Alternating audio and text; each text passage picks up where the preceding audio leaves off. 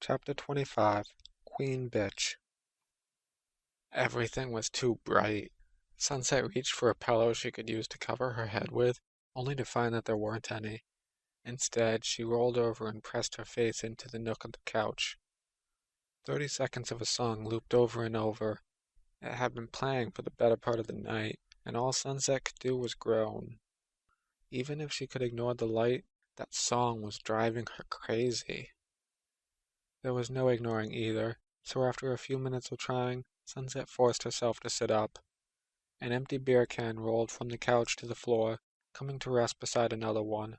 Sunset groaned again and rubbed her eyes, then started looking around for the remote to shut the DVD player off. It hit her before she even found the remote. Fuck. Sunset stood up quickly and ran to the bedroom. She found her phone on the bed where she left it and checked the time. 8 o'clock, which meant her first class was already over. She groaned again. She quickly weighed her options. She felt like shit, and getting back to sleep in a real bed might fix that. It wasn't like she even needed to go to school anymore. Sure, the school would be pissed if she completely stopped going, did make phone calls, but then what?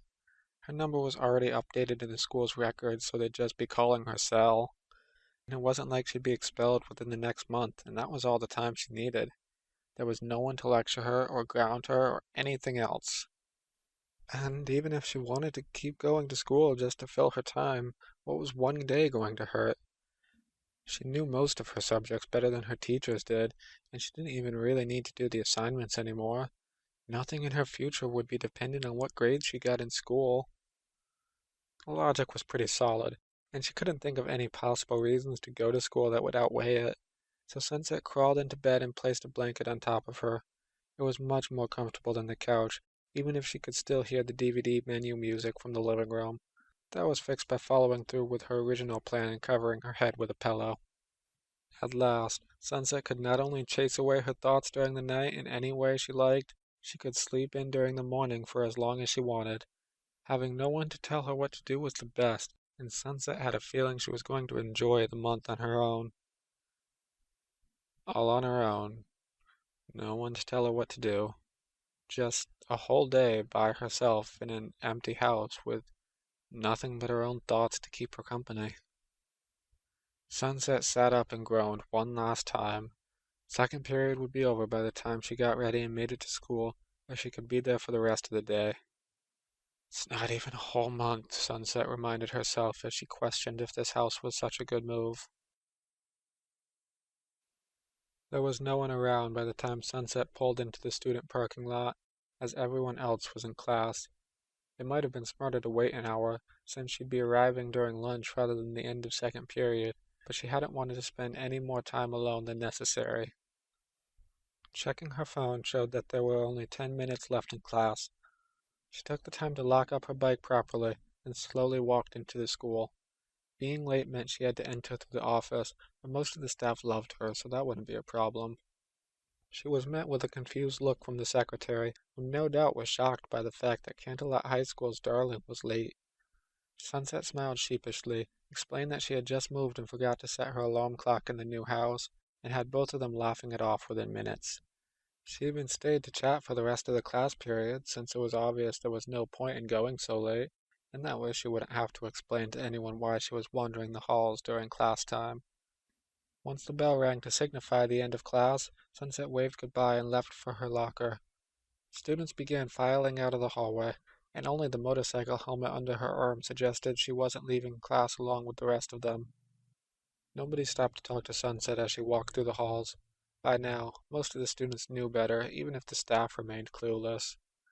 Most of them didn't know exactly what Sunset was capable of, but that worked out to her benefit.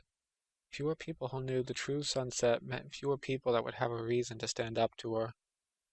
Speaking of people who couldn't see the real Sunset, she stopped when she noticed two people outside a classroom. They were too far away to hear, but Flash and Rainbow seemed to be enjoying their conversation. Enjoying a little too much, considering Rainbow was spreading rumors about her. Breaking up their conversation now would only lead to problems.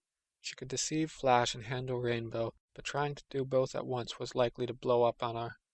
Leaving them alone for the time being, Sunset backtracked a bit to take a different route to her locker. Going the long way took up most of the time in between classes, but that was fine. Sunset didn't have anything else to do anyway. The warning bell sounded as she reached her locker. She still took her time. Sunset's teachers liked her enough that she could get away with being a little late. She opened the locker and placed the helmet on the top shelf. She pulled a chemistry textbook out, and she tried her best to ignore the box at the bottom. Most of the students were either already in their classes or running to get to them by the time Sunset closed her locker. She made her way to class ever so slightly faster than her usual walk, just so that no staff members could chastise her for taking her time. The bell had rung by the time she reached the class, but her teacher accepted the most basic apology she could offer without further questions. Most of the students cast a half-interested look in her direction as she walked to her seat, but none of them paid her much mind. One student, she noticed, didn't look at her at all. In fact, Fluttershy seemed to deliberately avoid looking her way. That was as it should be. A lot of students were afraid of her, especially lately. And closer it was to the portal opening, the less Sunset tried to hide her nefarious intentions. And Fluttershy? She had been one of Sunset's first targets. There wasn't anything against her specifically. Fluttershy was friends with Applejack, and that was reason enough. It had taken a while to separate the inseparable group, but Sunset had worked on it relentlessly. Most of what she did was behind-the-scenes stuff, things they still wouldn't suspect she was involved in. But occasionally, more direct involvement was beneficial. That, and making Fluttershy squirmed, was an easy source of amusement. Okay, so maybe it was a little bit because of Fluttershy specifically. Maybe that was why Sunset kept thinking of her throughout the class. After the miserable night she'd had, it would be nice to have a chance to let off some steam. There wasn't anything she really wanted from Fluttershy, but she could always find something. Or maybe she was just bored. The lesson certainly wasn't keeping her preoccupied. Chemistry was an interesting subject, but the school year was new and they were still working through the introductory lessons. Meanwhile, Sunset had studied chemistry years ago in Equestria, and, ever determined to keep busy, she brushed up on it more recently in her spare time. Whether it was because she was looking for release or because she was bored, it didn't matter. When the bell rang to signify it was lunchtime, Sunset left the room, but didn't go far. Fluttershy lingered in the classroom for a few minutes, likely hoping that the extra time would mean Sunset was a safe distance away.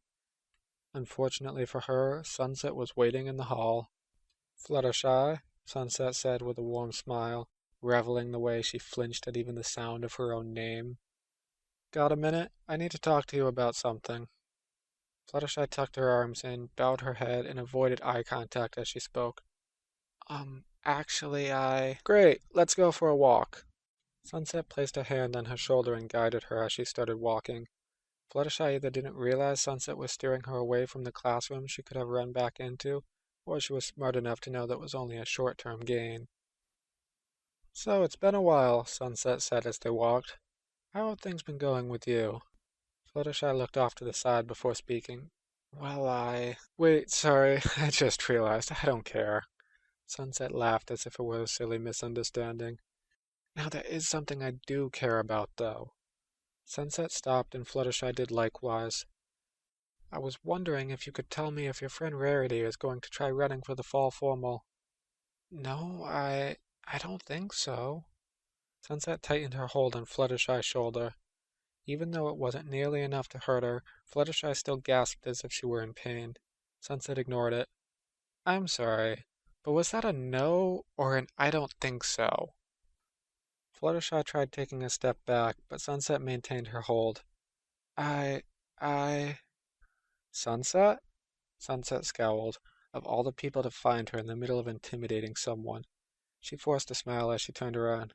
"Hey, Flash, how's it going?" Flash looked between both girls. "What's going on here?" Sunset shrugged. "Nothing much, just catching up with Fluttershy. You two know each other, right?" "A little," Flash said. Sunset didn't know if he believed that Sunset wasn't up to anything bad, but she knew he wanted to. "How's it going, Fluttershy?" Fluttershy glanced to Sunset, who wondered if she knew how important her next words were to her well-being. "It's fine." Well, that wasn't going to convince anyone. "Fluttershy and I have chemistry together," Sunset said, then grinned. "And I don't just mean because we get along so well." It seemed Fluttershy was smart enough to know to play along, even if she wasn't very good at it. All she managed was a weak chuckle that couldn't possibly fool anyone, even Flash. Sunset rolled with it. Sorry, that was a really dumb joke. But anyway, it was nice catching up with you, Fluttershy, but I'll see you later. Unless you wanted to join me and Flash for lunch? Fluttershy was already backing away. Oh, I have to go meet someone. Bye. She ran off before Sunset or Flash had a chance to say anything. She's a little shy around people she doesn't know well, Sunset said once she was gone. So, what was that about? Although she knew what he meant, Sunset feigned ignorance and facepalmed.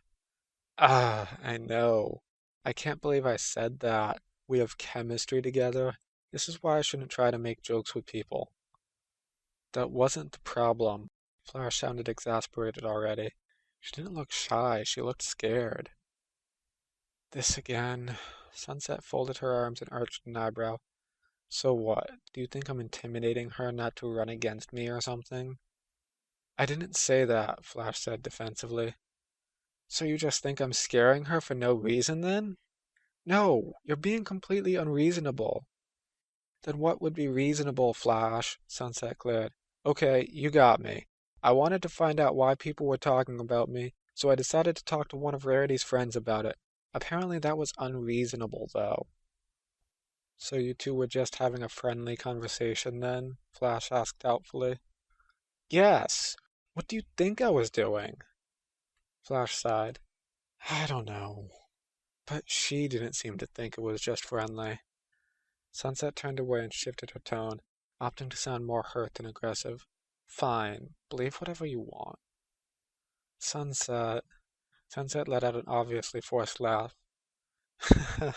Besides, I can see what's going on. That threw Flash off more than the fake hurt did. What do you mean? It's Rainbow Dash. You know, at first I thought it was weird that you hang out with her so much. This isn't the first time she's perpetuated a rumor against me, you know. But then I realized she's playing you, and you're letting her. Don't you think that's going a little far? I don't know. Sunset threw her hands up in a show of exasperation. Don't you think it's weird to be friends with someone who's been talking shit about your girlfriend? Flash let out a deep sigh. Let's just talk about this when we're not at school. I'm going to get some lunch. I'll see you later, Sunset. Whatever. Sunset didn't wait for him to walk away before doing so herself. Let Flash think whatever he wanted to. There were other things to worry about anyway. Although she had been going through the motions to win the fall formal, she hadn't really cared one way or the other. But thinking on it, why should she let anyone else take her spot?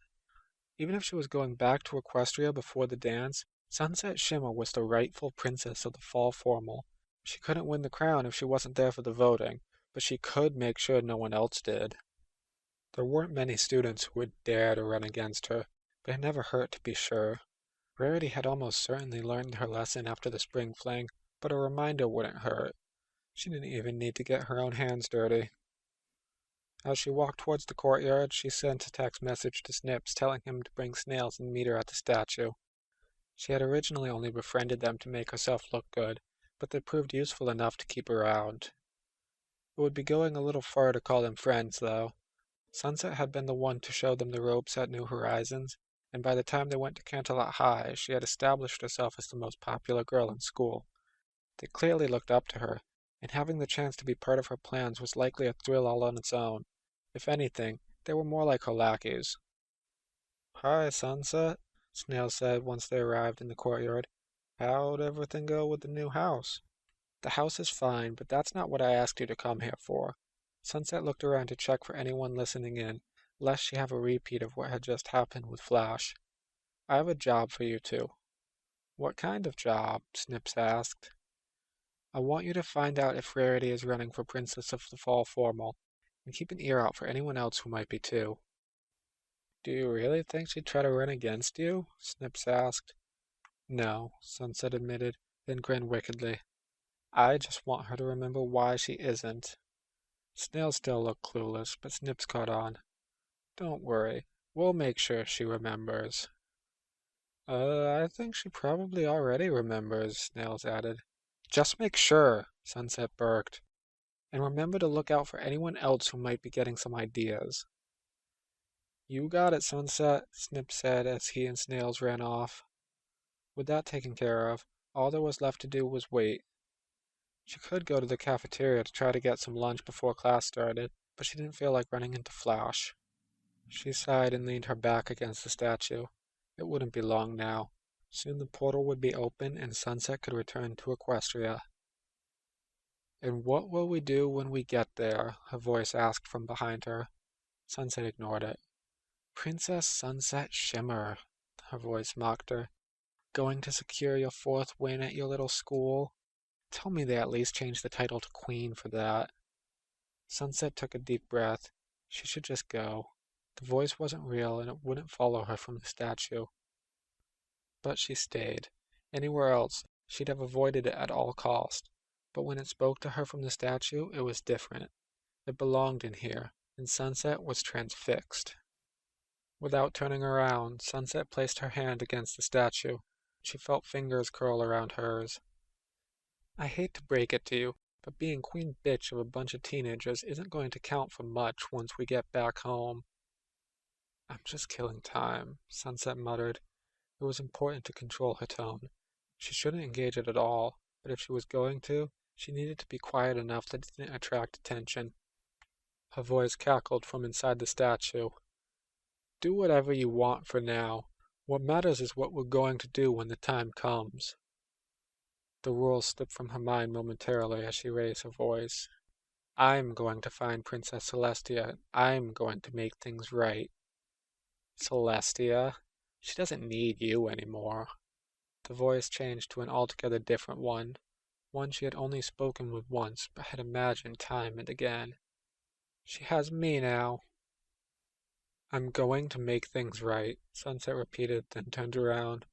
Where her own reflection should be, she saw purple unicorns. No matter what that means. And if some little bitch thinks she can get in my way just because Celestia decided to play with her while I was gone, well, then she just doesn't know who she's fucking around with. The unicorn grinned, then her form twisted.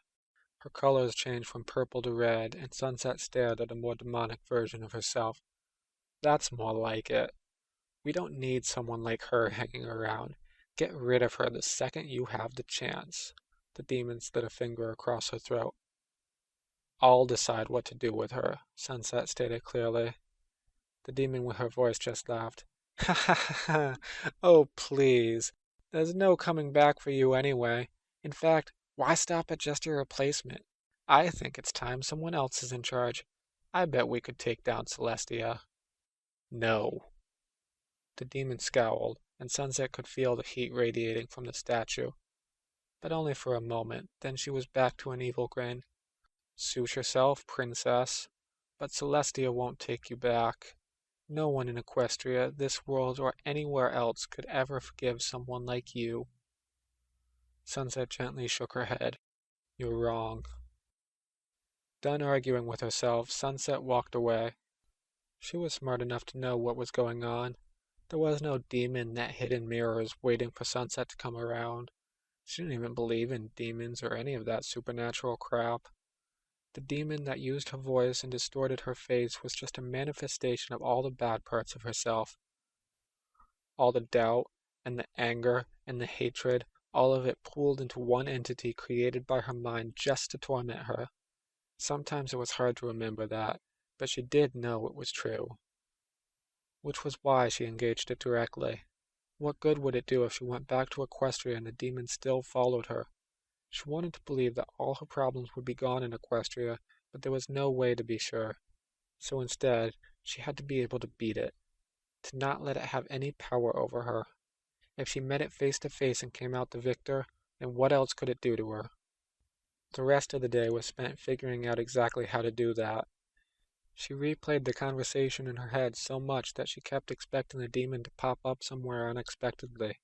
But to her surprise, nothing else out of the ordinary happened. Still, she made no headway on beating the demon. She'd already used up most of her lunchtime, and her next few classes didn't prove more productive. By the time she got to her sixth and final class, she was ready to cut her losses. Sixth period was algebra, and it was her favorite class. Not because of the material, which was far too easy for her, but because of who she shared the class with. Applejack didn't sit across the room from Sunset. She didn't fearfully avoid eye contact. Conversations between the two of them didn't leave her a stammering mess. While Fluttershy followed along with the rest of the students living in fear of Sunset, Applejack resisted her.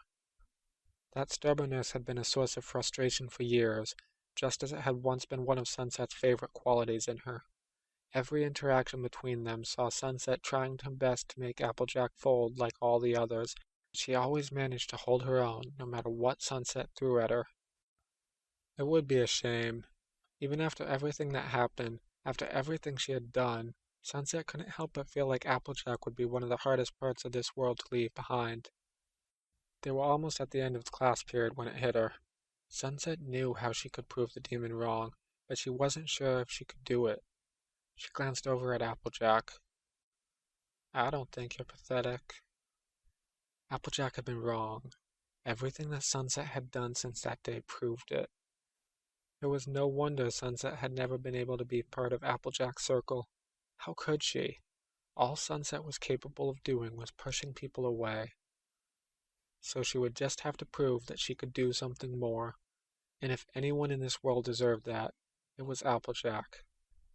When the class ended, Sunset didn't pull any stunts to force a meeting. She didn't try to sneak up on her or manipulate her in any way. She simply walked over to Applejack's desk and asked for one. Hey Applejack, can we talk? Applejack looked at her skeptically, which was fair. I don't think we've got anything to talk about. Just hear me out. 5 minutes. Applejack didn't answer immediately. She stared at Sunset, weighing her options. There was no way to intimidate Applejack into this meeting. She would either come or she would not on her own accord. She stood up and slung her backpack over her shoulder. Fine. 5 minutes. Sunset led the way, although she had no idea where to take them. There wasn't anywhere in particular she wanted to go, just somewhere with no prying eyes. She settled on an out-of-the-way section of lockers. We've always had a complicated relationship, Sunset started. Complicated? Guess you could call it that. Applejack shrugged. Of course, I'd just say you always been awful and leave it at that. Sunset winced. That was not something she wanted from Applejack. That's true. Sunset paused to give Applejack a chance to respond, but she didn't. It seemed Sunset was going to have to dive headfirst into things. I get it. You hate me. And you should. It's all I deserve after everything I've done to you. But I want to apologize. Really? Yes, I don't want to end our time at school together like this. So right now, while I have the chance, I want to apologize for everything. I know it's not much, and I know that I don't deserve your forgiveness, but I'm sorry. So, why are you planning on pulling the rug out from under me this time? What? No, Ooh, that country girl's so stupid. I bet she'll fall for the same trick all over again. Applejack, it's not like that. Sunset couldn't believe it. She knew it was what she deserved, but she couldn't believe that she was actually hearing Applejack say it. Oh, it's not? So was it like that in freshman year? What about in 7th grade? No, I don't know. Sunset shook her head. This time's different, I promise. I mean it. No. No, you don't. Applejack didn't sound defensive anymore, but she spoke with a finality that was almost worse. There's a difference between saying you're sorry and being sorry. Maybe you think you mean it this time, but I know that you don't. If you were really sorry about the person you've been, then what was that thing with Fluttershy about today? Sunset's breath caught in her throat. Everything felt like it was closing in. Applejack knew about what happened with Fluttershy, and Sunset knew she couldn't deny that. That's not... I'll apologize to her too, and to everyone. Why? Sunset waited for more, but she folded when Applejack proved more stubborn. What do you mean? Why?